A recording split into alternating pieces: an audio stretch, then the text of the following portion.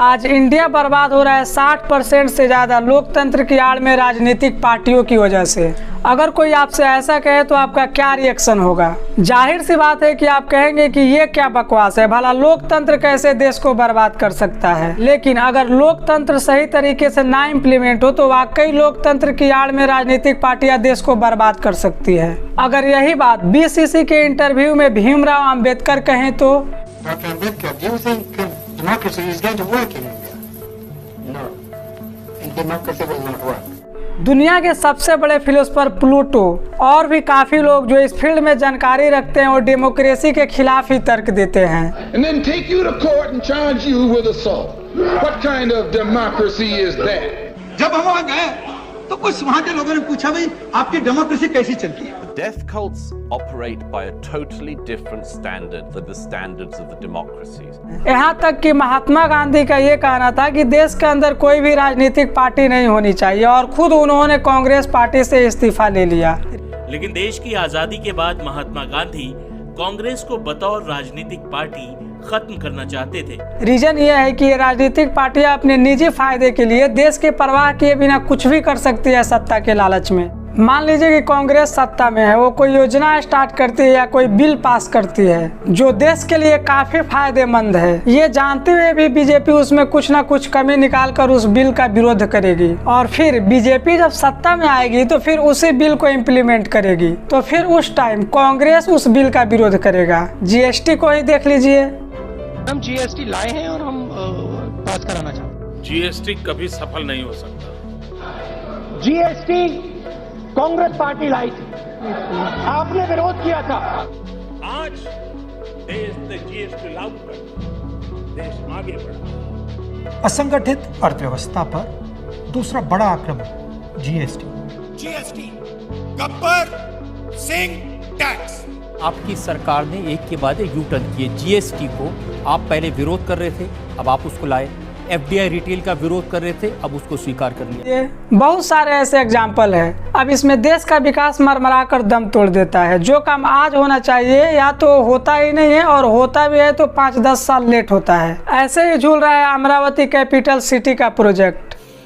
Daily current news में अभी अमरावती नए रंग रूप के साथ सच्चे अर्थ में पीपल्स कैपिटल बनने जा रही है। We don't have land to sit. Bus is my office.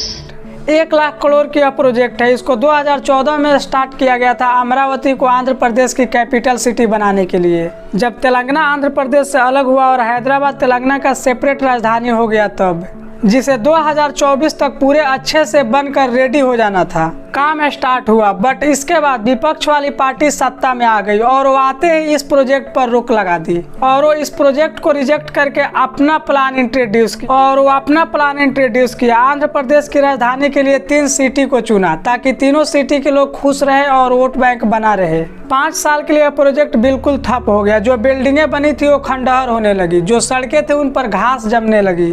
और फिर जब 2024 में सरकार बदली तब जाकर फिर से इस प्रोजेक्ट पर काम शुरू हुआ है। क्या बोलते हैं उसको, राजधानी फिर से बनेगी, किसान हम खुशी हो रहे। क्या बोलते फॉरेस्ट जैसा बन गया था, उसका क्लियरेंस स्टार्ट। सोचिए कई साल यह स्टेट पीछे गया और कई हजार करोड़ जो पैसों का लॉस हुआ वो अलग से। पुणे मेट्रो रेल प्रोजेक्ट को ही देख लीजिए, दिल्ली मुंबई एक्सप्रेसवे प्रोजेक्ट को ही देख लीजिए, सरदार सरोवर डैम को ही देख लीजिए। बहुत सारे ऐसे रियल एग्जाम्पल है जो राजनीतिक कारणों से कई साल पीछे गए।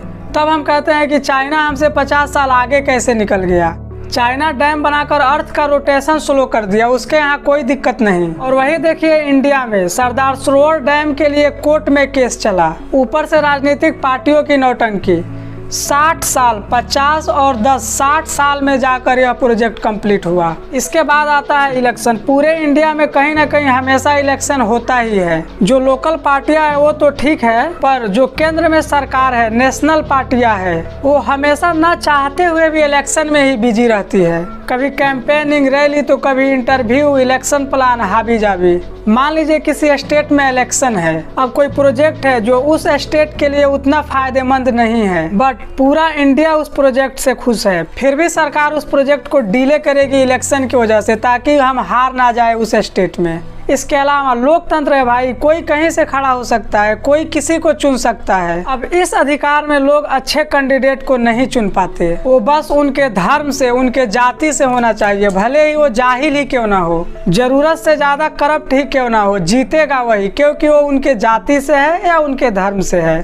इस तरह से बर्बाद हो रहा है इंडिया लोकतंत्र की वजह से और लोकतंत्र की आड़ में राजनीतिक पार्टियों की वजह से। और जब यहाँ तक आ ही गए हैं तो वीडियो तो अच्छा लगा ही होगा, तो चैनल को सब्सक्राइब करें, हाँ, और वीडियो को जरूर लाइक करें, क्योंकि आपके एक लाइक से हमें बहुत ज़्यादा मोटिवेशन मिलता है।